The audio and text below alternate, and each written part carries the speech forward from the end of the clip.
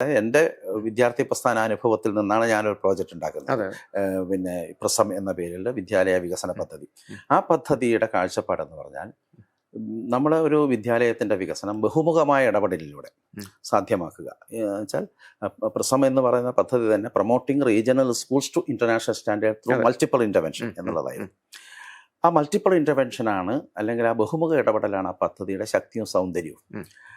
അതിൽ സമൂഹത്തിൽ നിന്ന് ലഭിക്കുന്ന intellectual resource, technical resource and financial resource ഇത് മുഴുവൻ നമുക്ക് സമാഹരിക്കാൻ കഴിയാവുന്ന വിധത്തിലാണ് പദ്ധതി രൂപീകരിച്ചത്.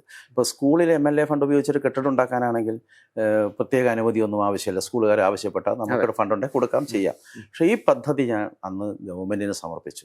അന്നത്തെ വിദ്യാഭ്യാസ മന്ത്രി MA ബേബി ആയിരുന്നു. അദ്ദേഹം ഇതിനെ സമർപ്പിച്ച് സർക്കാരിൻ്റെ അംഗീകാരം വാങ്ങിച്ചു.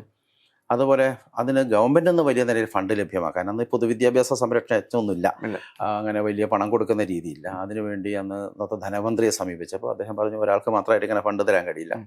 അപ്പോൾ അതിനൊരു മാർഗം പറഞ്ഞു, പ്ലാനിംഗ് ബോർഡ് പ്ലാനിൽ പെടുത്തിയാൽ ഞാൻ തരാം, ഫണ്ട് തരാം.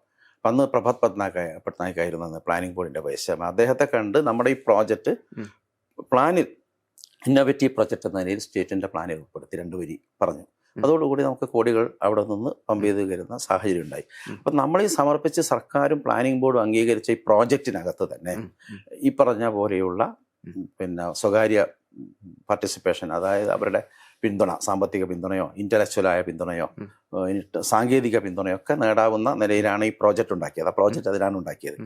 അപ്പം അതിൽ നമുക്ക് പിന്നെ ഇവിടെ എൻ്റെ സ്കൂളുകളെല്ലാം രൂപകൽപ്പന ചെയ്തു തന്നത് ഇവിടുത്തെ ഇന്ത്യൻ ഇൻസ്റ്റിറ്റ്യൂട്ട് ഓഫ് ആർക്കിടെക്ട്സിൻ്റെ കോഴിക്കോട് യൂണിറ്റാണ്, കേരള ചാപ്റ്ററിൻ്റെ ഭാഗമായിട്ടുള്ള കോഴിക്കോട് സെൻറ്ററാണ്. അപ്പോൾ കോഴിക്കോട് സെൻറ്ററിൽ ഒരുപക്ഷെ ഇന്ത്യയിൽ തന്നെ ഏറ്റവും മികച്ച ആർക്കിടെക്ട്സ് ഉള്ള ഒരു ഇടം കോഴിക്കോടാണ്.